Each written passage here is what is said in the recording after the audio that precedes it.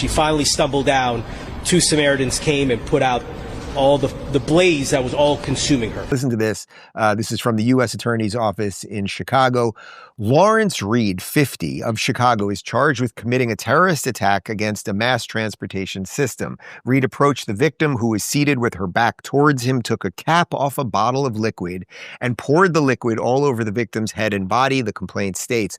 The victim ran, but Reed caught up with her, at which point he ignited the bottle and it fell out of his hand onto the floor, the complaint states. Reed picked up the bottle that was now on fire, approached the victim, and used the bottle to light her on fire, the complaint states. The victim was engulfed in flames but was able to depart the train.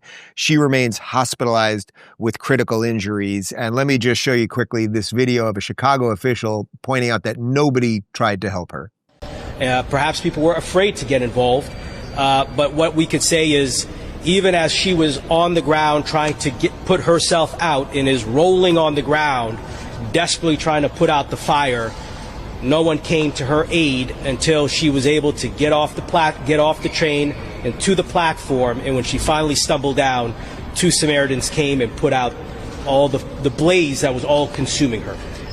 All right, so there's a couple things here. Look, this is only, about 3 months post Zarina Arutska, the Ukrainian, 23-year-old beautiful Ukrainian woman who was killed on the Charlotte light rail for no reason whatsoever. This seems to have no motive whatsoever. CJ, I hate to do the racial component of this, but this story, if it went the other way, would be everywhere.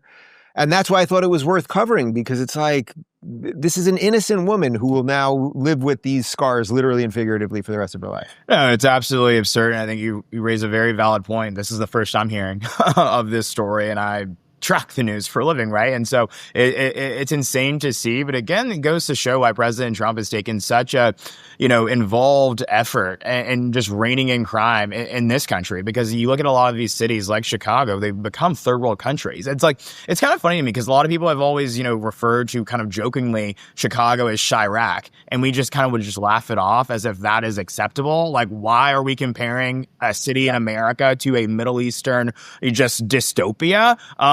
And we were just okay with that. And we don't have to be okay with that. We can do hard things. We can rein in crime. We can handcuff the criminals and not the police. And so it's unconscionable that, this is not being covered. But also, too, the media has shown an unwillingness to cover many important stories. Like just this past week, it took Nicki Minaj to shine a light on the fact that thousands of Christians are being slaughtered in Nigeria. They didn't care about that until she started talking about it. And that's insane. You might not realize it, but over 70% of the U.S. population has fluoride added to their water supply, and many people are starting to think more carefully about what's in the water they drink every day. If you want more control over what goes into your body, Cove Pure makes it easy. It's a countertop water purifier that uses a 4-stage filtration system to remove fluoride, forever chemicals, pesticides, heavy metals, and other contaminants. Its ClearWave technology is lab certified to remove up to 99% of impurities, giving you the purest water possible. The water tastes amazing, and you can get it hot, cold, or warm instantly. There's no plumbing or installation required. Just fill it up, plug it in, and you're good to go. Because you're a listener of this show, you get $200 off when you go to covepure.com/Rubin. That's COVEPURE.com/Rubin.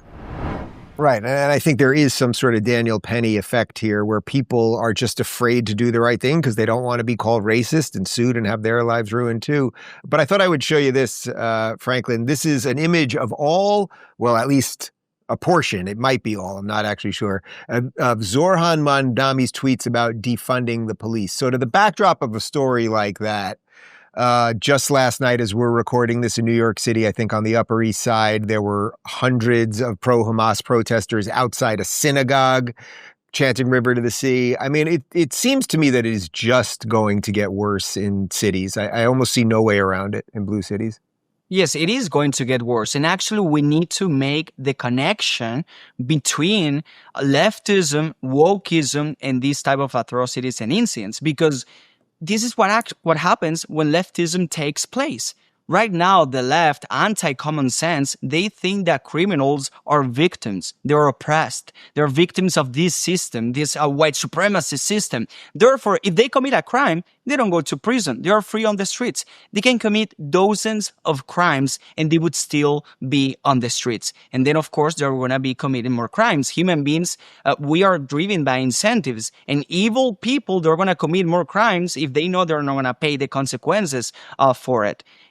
I think that one of the reasons why Trump was so successful in his election is that it was a common sense revolution on many areas: immigration, border security, foreign policy, of course, the economy, but crime. Sometimes we don't talk enough about crime because it's more a local issue and every city is different, every state is different. But those liberal bluest cities are such in a horrible state because they want it to be that way, because they divide the society between oppressors and oppressed people, so they don't want to go after criminals. And I think that one of the messages that the right-wing movement, the conservative movement needs to have is an anti-crime, is a tough on crime policy that would be extremely popular among many Americans. Maybe no blue-haired Democrats in New York that just elected Mamdani, who actually wants to defund the police, and he wants to send social workers to go after criminals. Well, that of course is a disgrace, and they're going to pay the consequences of it.